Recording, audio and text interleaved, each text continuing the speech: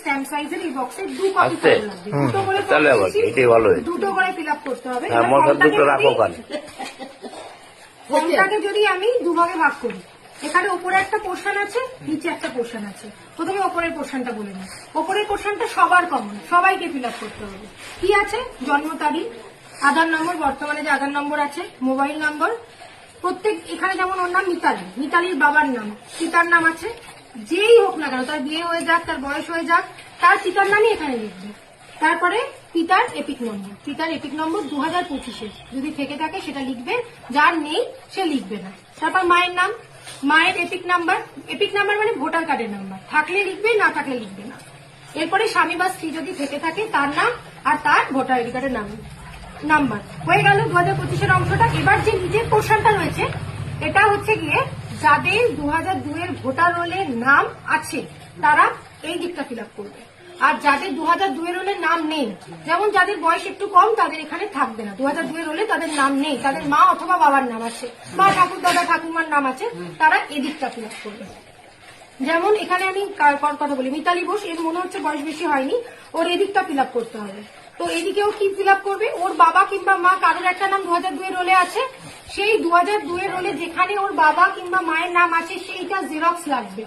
সেই জেরক্স অনুযায়ী তার পিতার নাম, যদি পিতার নাম রোলে থাকে 2002-এ, তাহলে বাবার নাম, যদি মায়ের নাম থাকে মায়ের নাম, পিতার নাম করলে সব থেকে ভালো, যেহেতু এখানে পিতার নামই হয়তো এপিক নাম্বারটা হয়েছে, তো এপিকটা হয়েছে, তো এখানে পিতার নাম, পিতার এপিক নাম্বার, এখানে আত্মীয়র নাম।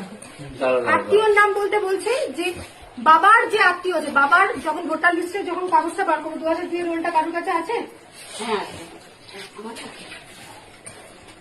যদি এটা 2002-এর রোলটা আমি বলি, এটা 2002, ধরে নিলাম যে এই রোলটাতে ওর বাবার নাম আছে, বাবার নামের এগেন্সে একটা সম্পর্কিত ব্যক্তির নাম আছে, তো সেই নামটা এখানে আত্মীয়র নামের জায়গায় লিখতে হবে।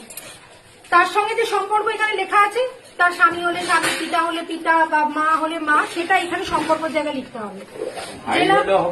না, ভাই হলে হবে না।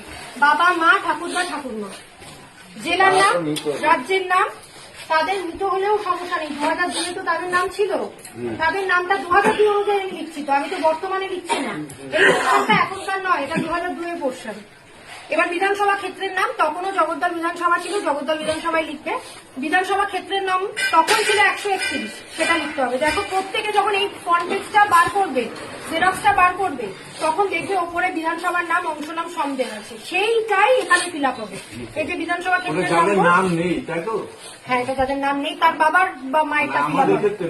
তোমাদের এটা ফিল আপ হবে, তোমাদের নিজের নাম, আমাদের শুধু এটা, আমাদের যাদের নাম নেই তাদের অংশটা ক্রমিক নাম। আমি বলে দিচ্ছি, একটুখানি আমার সময় দাও।